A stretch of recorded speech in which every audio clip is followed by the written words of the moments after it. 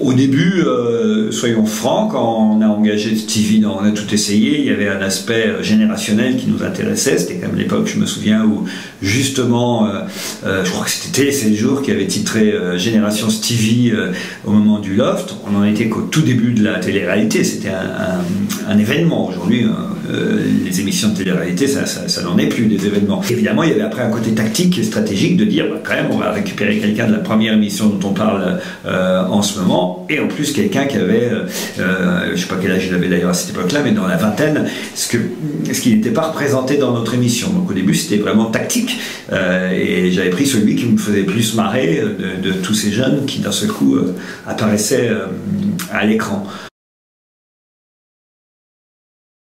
En revanche, il fallait qu'il soit bon, et il fallait qu'il soit suffisamment intelligent et malin pour s'adapter au reste de l'équipe, curieux, c'est ça, vraiment c'est une de ses qualités premières. Alors, vraiment le Stevie de 2002 n'a absolument rien à voir avec le Stevie de 2015. Il a évolué de façon absolument incroyable, culturellement évidemment il s'est énormément enrichi. Enfin, aujourd'hui c'est un homme, alors qu'il y a 12 ans de ça, c'était un gamin qui faisait sa première télé et qui venait de nulle part, quoi. Enfin pas de nulle part, du Mans.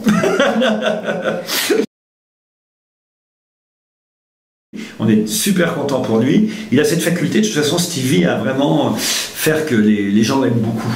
Les gens qu'il rencontre, parfois il peut y avoir des a priori quand on ne le connaît pas, mais je vois par exemple parmi les grosses têtes, y compris d'ailleurs ceux qui étaient à RTL l'année dernière qui ne faisaient pas de notre équipe, mais je suis sûr que si vous interrogez Bernard Mabille ou même Jean-Jacques Perroni ou Chantal Latsou, tout le monde adore Stevie, quoi. C'est-à-dire qu'ils ne le connaissaient pas il y a un an maintenant, mais tout de suite c'est quelqu'un d'abord voilà, qui plaît aux gens avec qui il travaille. Donc ça ne m'étonne pas que pareil au Mans, la mairie ou les gens de la ville aient eu un coup de cœur pour lui et aient eu envie de le faire citoyen d'honneur, mais je pense qu'aussi c'est mérité par le fait qu'il parle tant et si bien de sa ville depuis des années.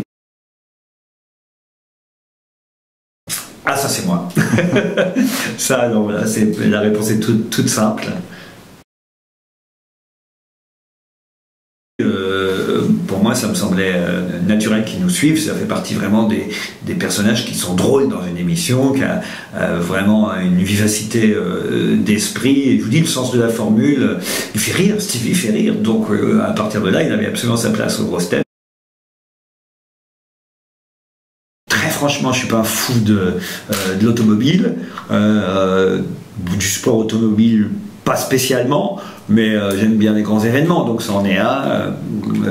Au moins, je vais en savoir plus en quittant la ville demain, parce que j'ai évidemment un peu bossé sur le sujet pour préparer l'émission et préparer des questions pour mes camarades.